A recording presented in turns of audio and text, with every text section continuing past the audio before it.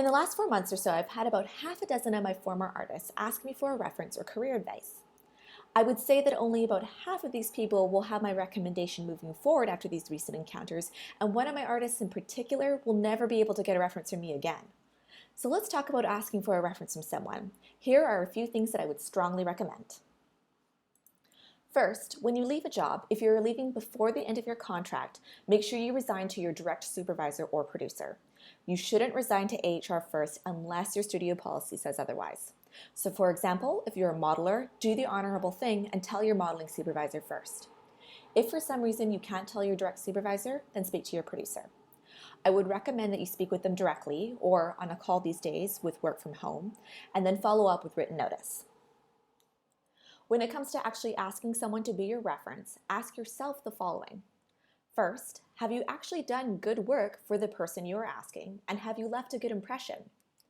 If you're not sure, check out video 8 for my first series, Best Practices for the Good Employee. Second, if the person you are asking has ever given you a performance review or feedback, and also as a side note, you do not have to ask somebody who has done one of these things, and we'll talk about more of that in a second.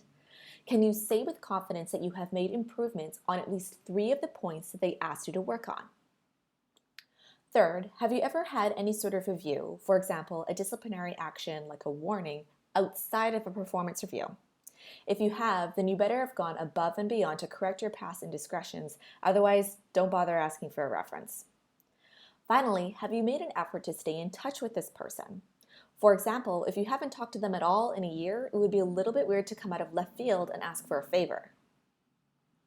This reminds me, asking someone to be your reference is asking them for a favor. If you have done good work with and for them, they will likely be happy to be your reference, and it's still asking for their time. They will take the time to write out something for you or your prospective employer, or they will need to take time out of their busy day to have a phone call with the person checking your references. Staying in touch with someone can mean sending them updates every once in a while on where you're at in your career. Remember, this is an exchange.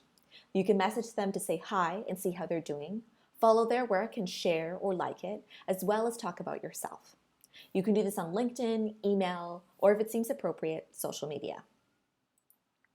Once you're in the process of applying for a job and using this person as a reference, let them know in advance where you're applying, what role you're applying to, how the interview went, and if you got the job. Here are some things that have perplexed me in recent months with people who have asked me to be their references. Consider it your list of what not to do. One person was successful in getting the job.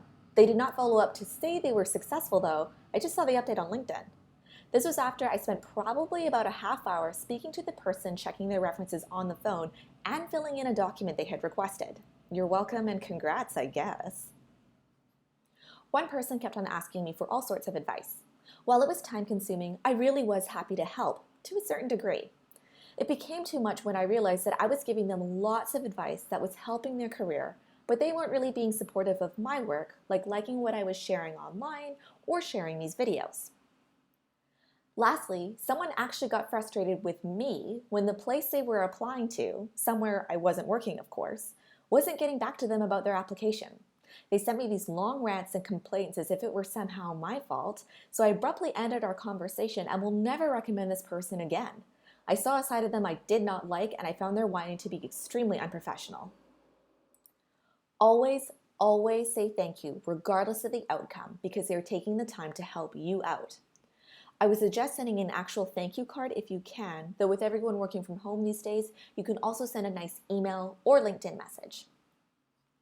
If they went above and beyond in helping you out, consider getting them a small gift or take them out for coffee or beer when COVID is over, of course. If you're just asking for advice, make sure you are supporting their work, like sharing the trailer for the show they worked on to your network, liking and viewing their reel, etc. As with everything else, your career is a journey, not a destination. Say your goal is to work at ILM. If you land the job there, awesome. Even if you're going to be a lifer, stay in touch with your references, mentors, and former colleagues. We're all always curious about one another's work, and we want to cheer each other on.